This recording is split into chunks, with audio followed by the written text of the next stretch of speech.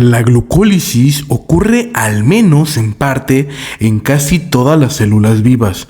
En la glucólisis, cada molécula de glucosa se divide y se convierte en dos unidades de 3 carbonos, que viene siendo el piruvato. Durante este proceso, varios átomos de carbono se oxidan.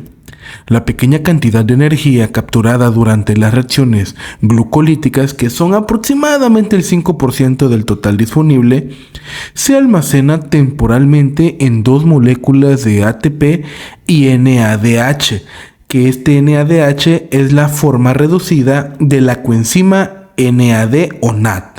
Imagínate que tu cuerpo es como una fábrica que transforma alimentos, en este caso el piruvato, en productos finales para obtener energía. La historia del piruvato es como una aventura con dos caminos posibles y el destino que elija dependerá de las circunstancias de la fábrica.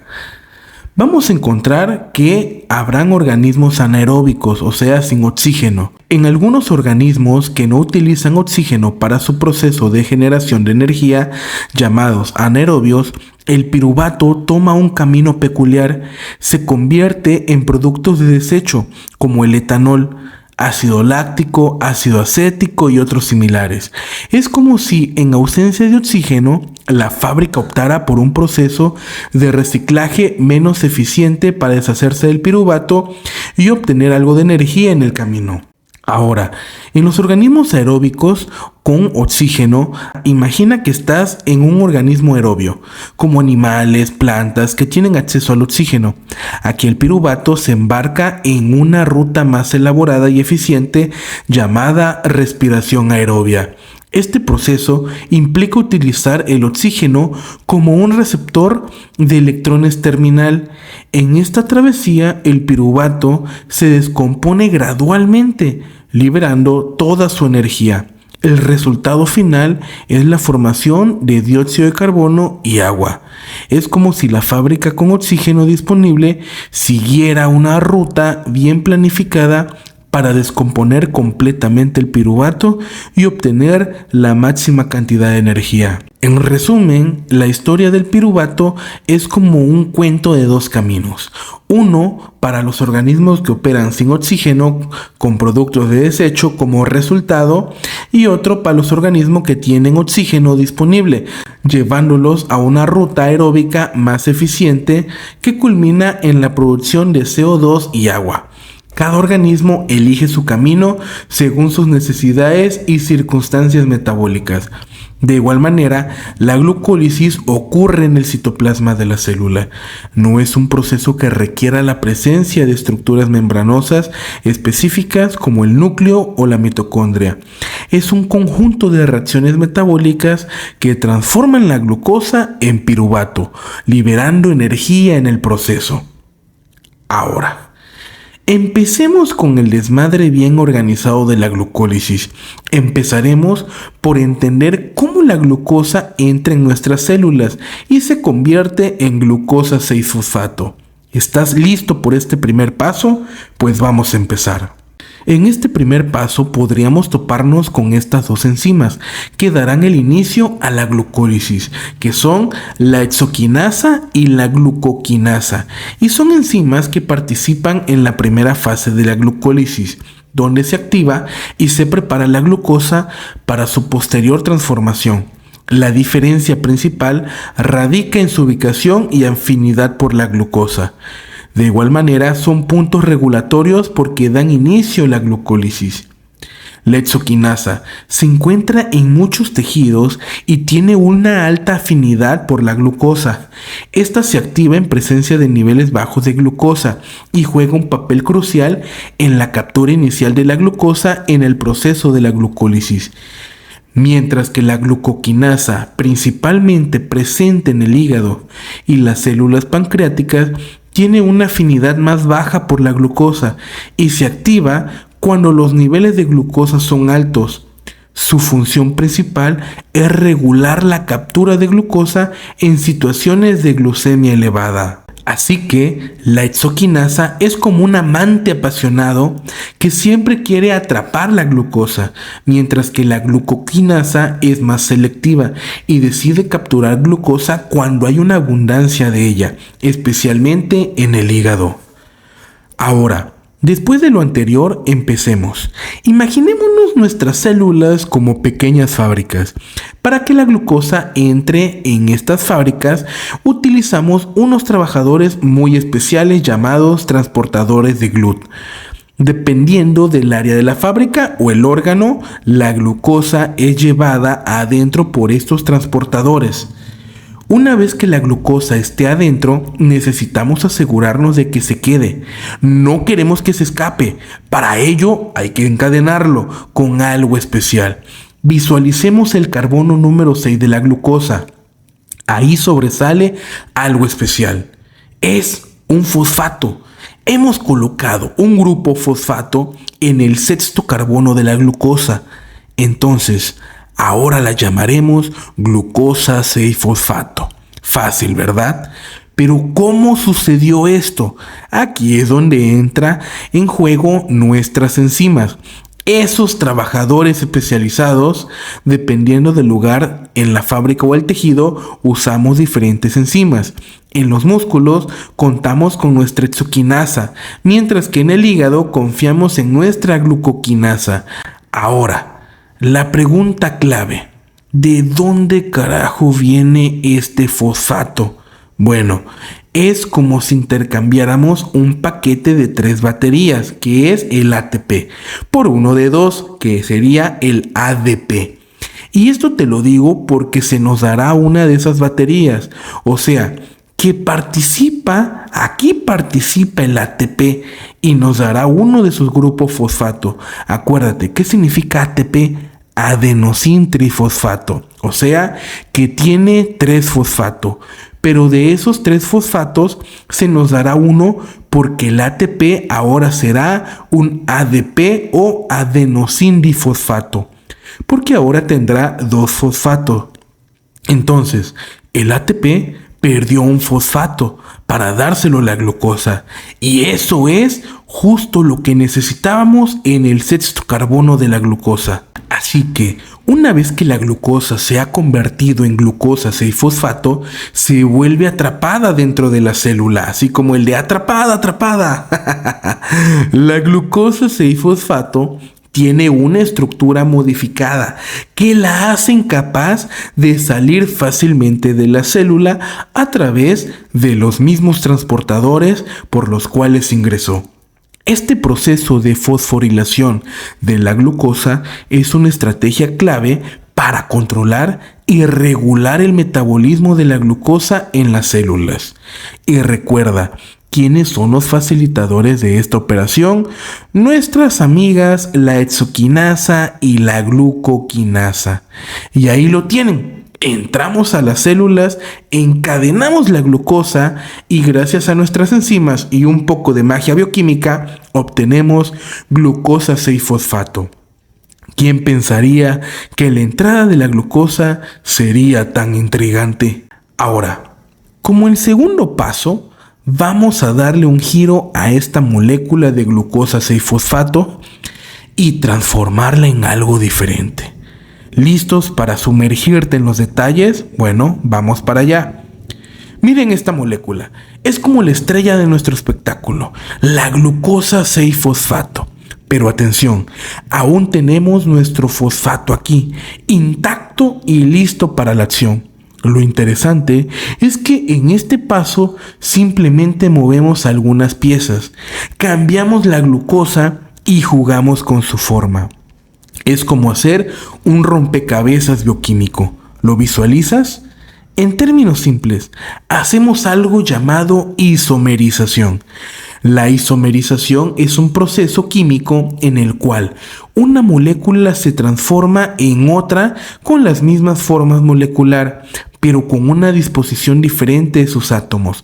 En otras palabras, los isómeros son moléculas que comparten la misma forma molecular, pero sus átomos están dispuestos de manera diferente en el espacio.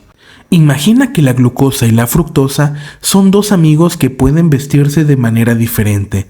Ahora, cuando decimos isomerización, simplemente estamos hablando de un cambio de ropa molecular, pero la misma cantidad de átomos está involucrada. Este cambio ocurre a través de un intermediario llamado enediol. Piensa en él como un camerino donde nuestras moléculas cambian su atuendo antes de salir al escenario. Entonces, la glucosa entra al camerino y se convierte en enediol, cambiando su vestimenta. Pero aquí está la parte interesante. Durante este cambio, se abre una oportunidad en el carbono 1, o también conocida como C1, de la fructosa. Este carbono se vuelve disponible, como una silla vacía en una mesa, esperando ser ocupada. Ahora, ¿por qué es importante esto? Bueno, porque este carbono 1 disponible de la fructosa es como un asiento reservada para la fosforilación, un proceso donde se agrega un grupo fosfato. Así que, gracias a la isomerización, hemos preparado el escenario perfecto para que la fructosa se siente en el carbono 1 y se someta a la fosforilación. Pero eso sucederá en el tercer paso. En resumen, la isomerización es como el cambio de vestuario que permite que la fructosa se prepare para su próxima actuación estelar en la fosforilación. Otra cosa muy importante que no se nos olvide, aquí es donde entra en juego nuestro héroe enzimático, la fosfoglucoisomerasa, o también conocida como fosfohexosa isomerasa. ¿Por qué hexosa? Porque estamos hablando de azúcares con 6 carbonos. La única misión de esta enzima es realizar la transformación mágica de la glucosa 6-fosfato en lo que llamamos cariñosamente fructosa 6-fosfato, un cambio de vestuario molecular, si se quiere ver así. Ahora, te podrás preguntar, ¿y el papel del enediol es el mismo que la enzima fosfoglucoisomerasa? Bueno, el enediol y la fosfoglucoisomerasa son entidades diferentes, pero ambos desempeñan papeles cruciales en la isomerización de la glucosa a fructosa en la vía metabólica. El enediol, imagina el enediol como un actor temporal en el proceso de cambio de vestuario molecular. Durante la isomerización, la glucosa se transforma en un intermediario llamado enediol antes de convertirse en fructosa. Piensa en esto como una fase de transición, donde la glucosa está probando un atuendo diferente antes de convertirse en fructosa. Ahora, la enzima fosfoglucoisomerasa es más como el director de esta obra.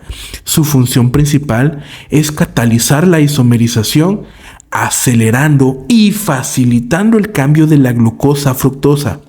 Así como un director guía a los actores en una obra, la fosfoglucoisomerasa guía la transformación de las moléculas. En resumen, el enediol es una forma intermedia que la glucosa toma durante la isomerización, mientras que la fosfoglucoisomerasa es la enzima que dirige y acelera todo el proceso.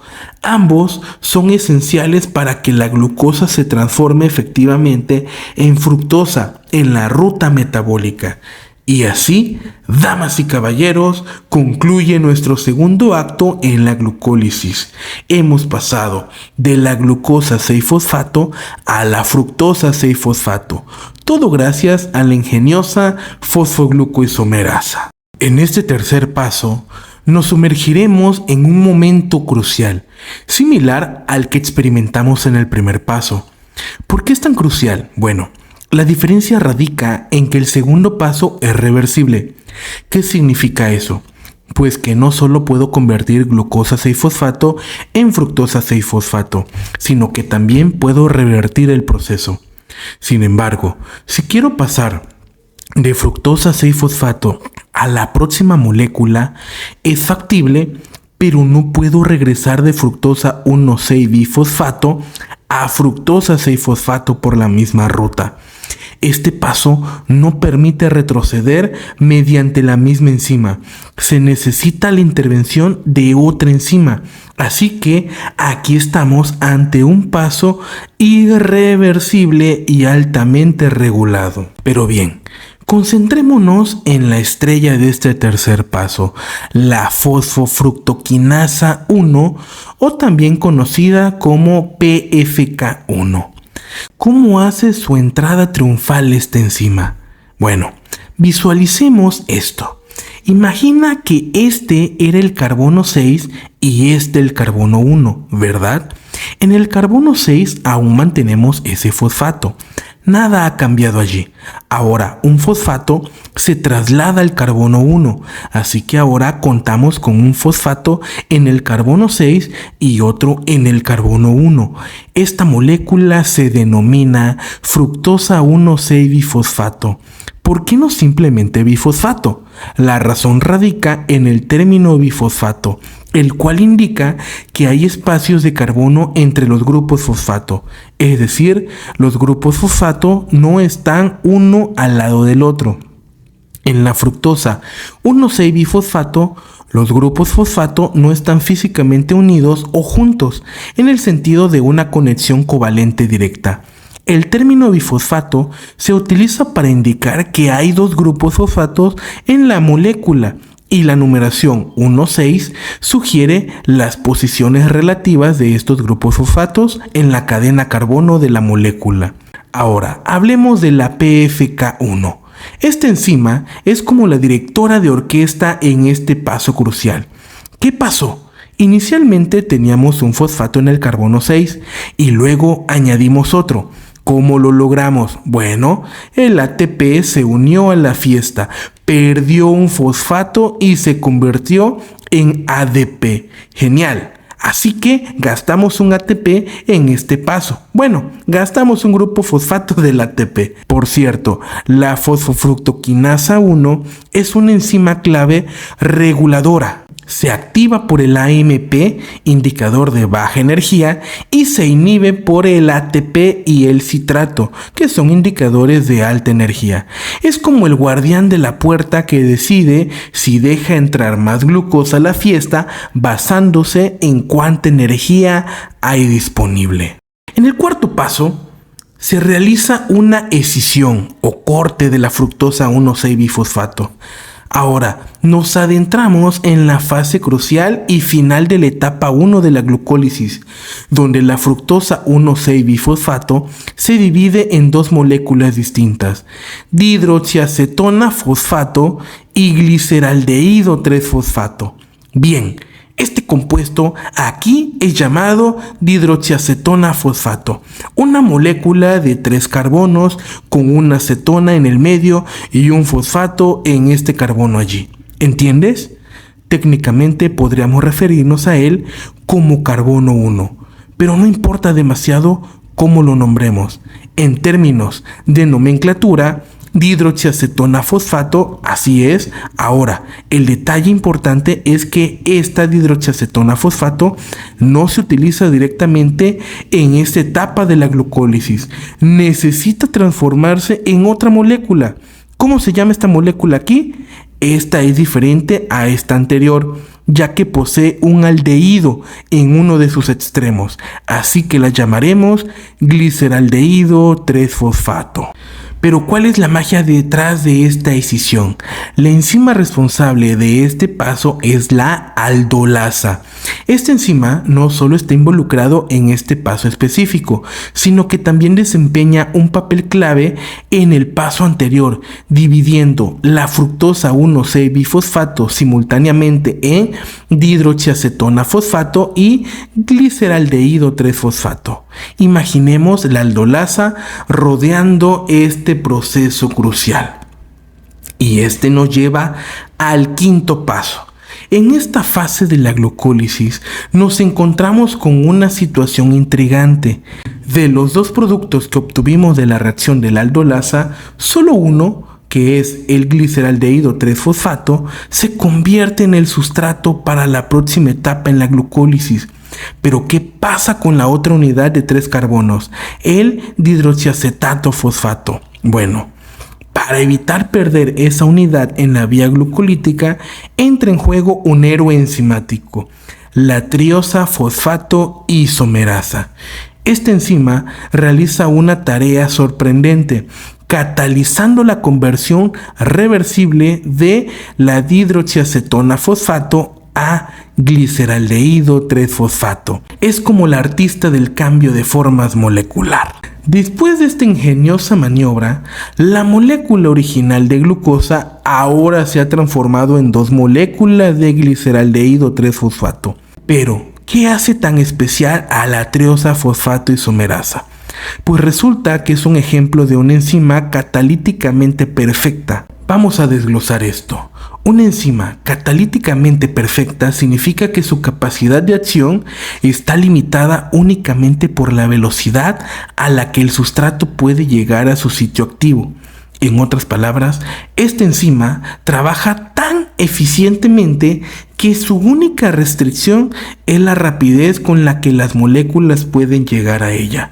Así que aquí necesitamos una enzima con un nombre largo para manejar esta interconversión entre GA3P o gliceraldehído 3-fosfato y dihidroxiacetona fosfato o dihidroxiacetona fosfato a gliceraldehído 3-fosfato. Y así es como entra en juego la triosa fosfato isomerasa, que como su nombre sugiere, está especializada en manipular moléculas de 3 carbonos y su papel es esencial para dirigir el flujo de la glucólisis, adaptándose según las necesidades de nuestro cuerpo. Llegamos al paso número 6, donde el gliceraldehído 3-fosfato experimenta una serie de cambios asombrosos. Vamos a sumergirnos en este proceso fascinante. Primero, el gliceraldehído 3-fosfato sufre oxidación y fosforilación. Esto es crucial para su transformación.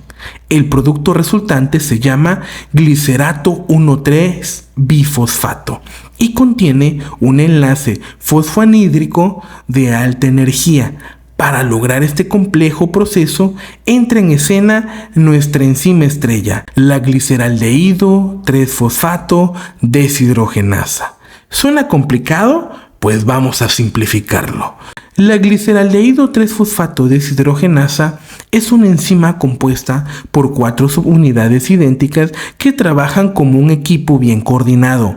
Imaginen a la GAPDH, así te lo voy a simplificar mejor ahora, la gliceraldehído 3-fosfato deshidrogenasa, porque es más fácil decir GAPDH. Pero bueno, imaginen a la GAPDH como el director de una orquesta, guiando la transformación del gliceraldehído 3-fosfato. Como subunidad, tiene un sitio activo con regiones específicas para este gliceraldehído 3-fosfato y el NAT, que es un agente oxidante. Durante la reacción, la GAPDH está compuesta como un artista experto que crea una obra maestra molecular. En este caso, forma un enlace tioéster covalente con el gliceraldehído 3-fosfato. Visualiza este enlace tioéster como un abrazo fuerte y duradero entre la enzima y el sustrato, que es el gliceraldehído 3-fosfato. Están unidos, completamente comprometidos. Ahora, algo emocionantemente sucede. Un humilde ion hidruro se transfiere desde el GAP, o sea, gliceraldehído 3-fosfato, al NAT. Este proceso es como pasar un regalo, que sería el hidruro, de un amigo, que sería el gliceraldehído 3-fosfato, a otro, que sería el NAT o NAD.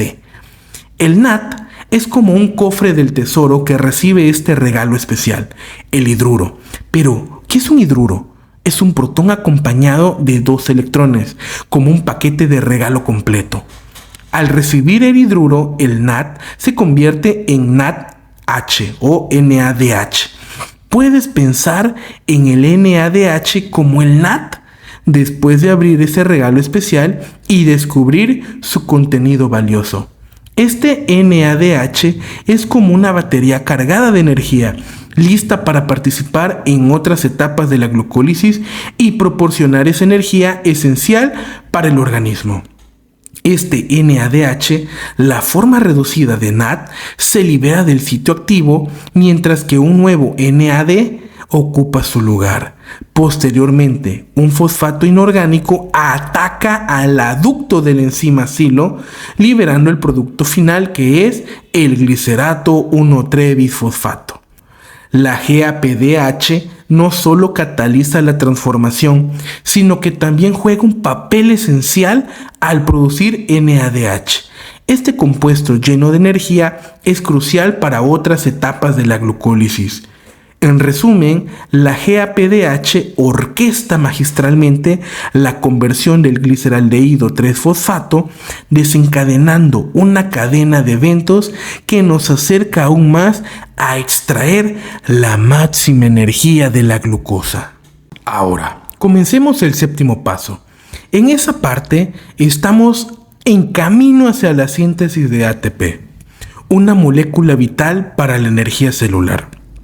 Aquí es donde entra en juego la fosfoglicerato quinasa, una enzima bastante asombrosa. Lo que hace esta enzima es realmente genial. Cataliza la transferencia del grupo fosforilo de alta energía del glicerato 1,3-bifosfato al ADP. Ahora, ¿qué significa todo eso?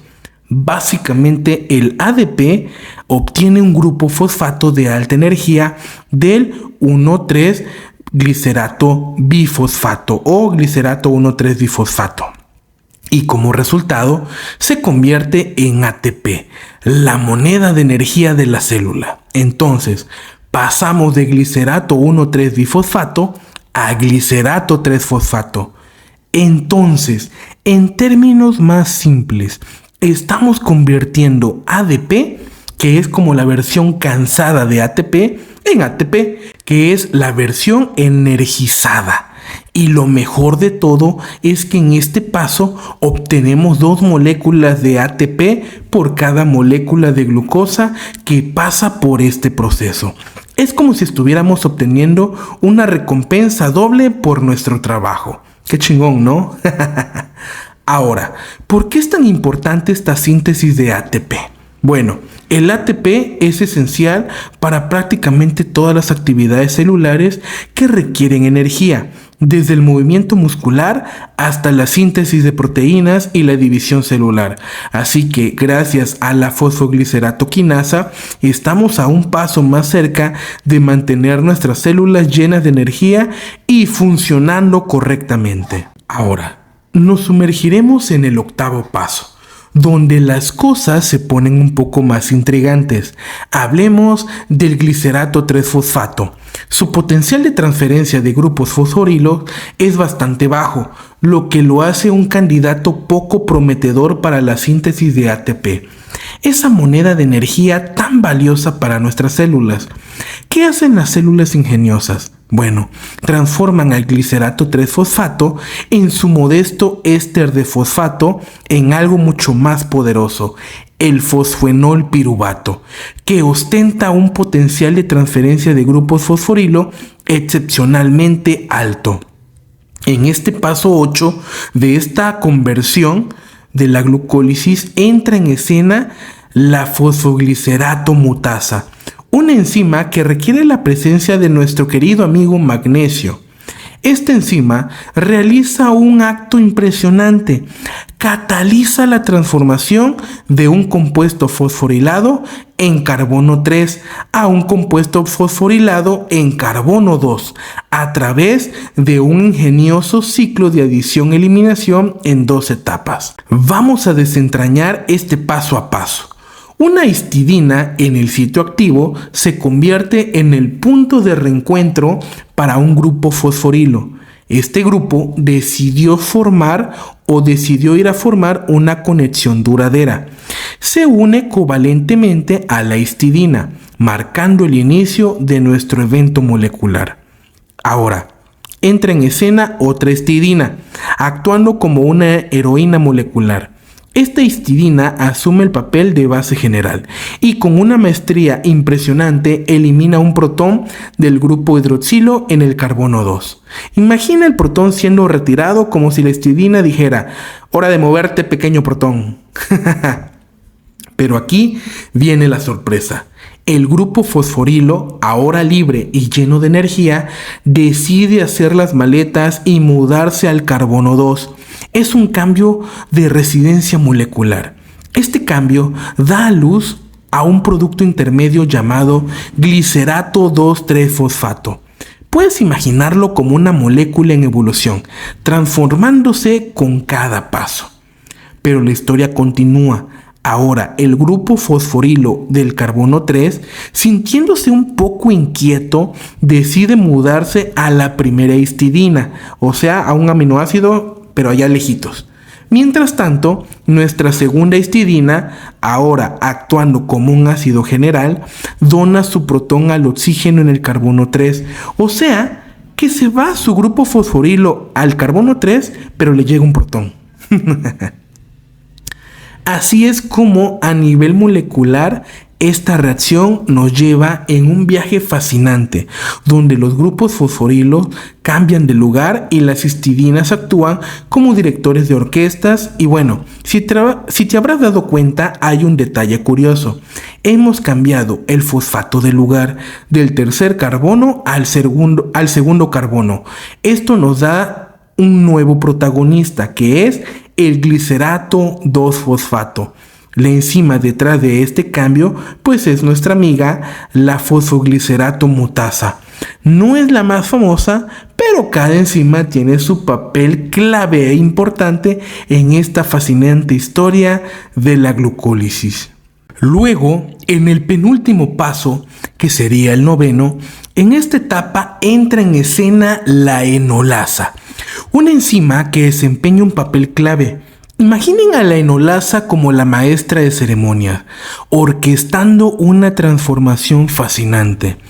La enolasa utiliza un mecanismo intrigante llamado eliminación de E1CB. Visualicemos esto como una coreografía molecular. La enolasa elimina un protón de una posición específica, mientras que al mismo tiempo un grupo molecular asume su papel. Como parte de este baile químico, un protón se va y ¡boom!, se forma un nuevo doble enlace carbono-carbono. Imaginen que estamos presenciando el nacimiento de una nueva conexión. Y aquí es donde se pone relativamente emocionante. El producto final de este paso se llama fosfoenol piruvato o simplemente PEP. Este PEP tiene un potencial de transferencia de grupos fosforilos mucho mayor que la molécula de partida, el glicerato 2-fosfato. Y aquí viene el momento culminante. La presencia del grupo fosfato facilita la transferencia del fosforilo al ADP en la próxima reacción. Y esto nos lleva a la última y emocionante etapa de la glucólisis, liderada por la increíble piruvato quinasa. Nos prepararemos para descubrir cómo esta enzima nos lleva a la culminación de la síntesis de ATP. En esta fase final de la glucólisis, la piruvato quinasa, también conocida como PK, toma el escenario para orquestar una transformación clave. ¿Qué hace exactamente? Cataliza la transferencia de un grupo fosforilo desde el fosfoenol piruvato hasta el ADP. Imagina esto como un elegante baile molecular donde el grupo fosforilo de ADP ataca valientemente al fósforo de PEP, creando así la forma enol del piruvato. Pero aquí está el meollo del asunto. Esta danza molecular no es solo por diversión, es energéticamente espectacular. Se generan 2 valiosas moléculas de ATP por cada heroica molécula de glucosa. Sin embargo, la razón por la que este paso es irreversible es fascinante. La tautomerización o transformación espontánea de la forma enol del piruvato a la forma ceto es como una obra maestra que impulsa una pérdida de energía libre excepcionalmente grande. Este cambio estructural es tan impactante que no hay vuelta atrás. Y ahí lo tienes, la piruvato quinasa dirige el último acto de la glucólisis, donde la energía se transforma y se llega a almacenar en forma de ATP. De igual manera que la fosfofructoquinasa, la piruvato quinasa, otra enzima reguladora, se activa en condiciones de bajos niveles de ATP y se inhibe en condiciones de altos niveles de ATP y alanina. Imaginen a la piruvato quinasa como un DJ que decide si poner más música según la cantidad de energía que hay en la pista de baile. Ahora, ¿hacia dónde se va a dirigir nuestro amigo piruvato después de la producción o balance neto de 2 ATPs y 2 NADH por molécula de glucosa? Bueno, en un escenario aeróbico con oxígeno en abundancia, la mayoría de las células conducen al piruvato hacia el acetilcoenzima A, la puerta de entrada al ciclo del ácido cítrico o también conocida como el famoso ciclo de Krebs. Aquí los 2 carbonos del grupo acetilo son completamente oxidados para formar CO2 y moléculas reducidas de NADH y FADH2. Estas moléculas reducidas se utilizan en el sistema de transporte de electrones para generar ATP, pero ya hablaremos más a detalle de ese ciclo en otro capítulo. Sin embargo, en condiciones anaeróbicas, donde el oxígeno es escaso, el piruvato elige un camino diferente. En lugar de dirigirse al ciclo del ácido cítrico, varias células y organismos optan por convertir el piruvato en ácido láctico. Este proceso, la fermentación, es esencial para generar el NAT, necesario para mantener la glucólisis activa, especialmente en condiciones de bajo suministro de oxígeno. Ahora, las células musculares, eritrocitos y bacterias, como la lactobacillus, adoptan la vía del ácido láctico. En situaciones de alta demanda energética, como la contracción muscular intensa, la fermentación láctica proporciona suficiente NAT para permitir la continuación temporal de la glucólisis, incluso sin oxígeno. Centrémonos en la increíble enzima detrás de este cambio de dirección, la famosa lactato deshidrogenasa. Esta enzima reversible cataliza la conversión del piruvato en ácido láctico. Las posibles trayectorias del ácido láctico incluyen su transformación en glucosa en el hígado o su uso para generar ATP. Obviamente todo según las necesidades del cuerpo. Sin embargo, el ácido láctico tiene su lado peligroso. Su naturaleza ácida puede disminuir el pH de la sangre. Pero esto no es solo una danza molecular por diversión, es una coreografía energéticamente espectacular. Pero espera, ¿qué sucede cuando no hay oxígeno o es muy anaeróbico? Significa que esto podría ser alto en ciertas condiciones en las cuales tal vez hay un infarto de miocardio, tal vez tienes un intestino necrótico, tal vez tienes una isquemia, algo se está muriendo, un tejido se está muriendo. Sea cual sea la situación, podrías estar experimentando muchas situaciones diferentes en las cuales no se está entregando oxígeno a los tejidos. Y debido a eso, ¿qué está ocurriendo? Pues no estás llevando oxígeno a los tejidos y tus niveles de lactato deshidrogenasa están aumentando porque tienes que convertir mucho de ese piruvato en ácido láctico. Podrías tener alguna acidosis metabólica también, porque el ácido láctico puede disminuir tu pH y hacerlo más ácido. Así que podrías estar observando eso en un espacio de aniones. Así que al explorar los destinos del piruvato, descubrimos no solo la biología, sino también su conexión clínica.